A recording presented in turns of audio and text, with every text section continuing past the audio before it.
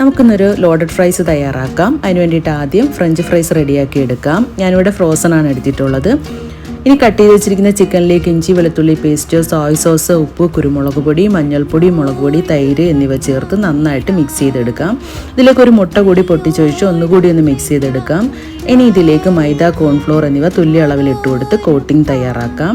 ചൂടായിട്ടുള്ള എണ്ണയിലേക്ക് ഓരോന്നായിട്ട് ഇട്ട് കൊടുത്ത് ഇത് ഫ്രൈ ചെയ്തെടുത്ത് കോരി മാറ്റാം. ഇനി കുറച്ച് കെച്ചപ്പിലേക്ക് മയനൈസ് ഒഴിച്ച് നന്നായിട്ട് മിക്സ് ചെയ്തതിന് ശേഷം നമുക്കിത് മാറ്റി വയ്ക്കാം. ഇനി വൈറ്റ് സോസിന് വേണ്ടിയിട്ട് ഒരു പാനിലേക്ക് ബട്ടർ ഇട്ട് കൊടുക്കാം. 2 ടേബിൾ സ്പൂൺ മൈദ, 1 കപ്പ് പാല് എന്നിവ ചേർത്ത് നന്നായിട്ടൊന്ന് കുറുക്കി വരുമ്പോൾ അതിലേക്ക് ഒരു നുള്ളു ഉപ്പ്, ചില്ലി ഫ്ലേക്സ്, കുരുമുളക് പൊടി, 2 ചീസ് സ്ലൈസ് എന്നിവ ചേർത്ത് മിക്സ് ചെയ്തെടുക്കാം. ഇനി നമ്മൾ ഫ്രൈ ചെയ്തെടുത്ത ചിക്കൻ ചെറിയ പീസുകളായിട്ട് കട്ട് ചെയ്ത് മാറ്റി വെക്കാം. ഇനി ഒരു പാത്രത്തിലേക്ക് കുറച്ച് ഫ്രഞ്ച് ഫ്രൈസ്, ഫ്രൈ ചെയ്ത് വെച്ച ചിക്കൻ, വൈറ്റ് സോസ്, നമ്മൾ മയനൈസും കെച്ചപ്പ് കൂടി ചേർത്ത് വെച്ച സോസ് എന്നിവ ചേർത്ത് കൊടുക്കാം. ഇതുപോലെ ഒരു ലെയറും കൂടി ഇതുപോലെ തന്നെ തയ്യാറാക്കി എടുക്കാം.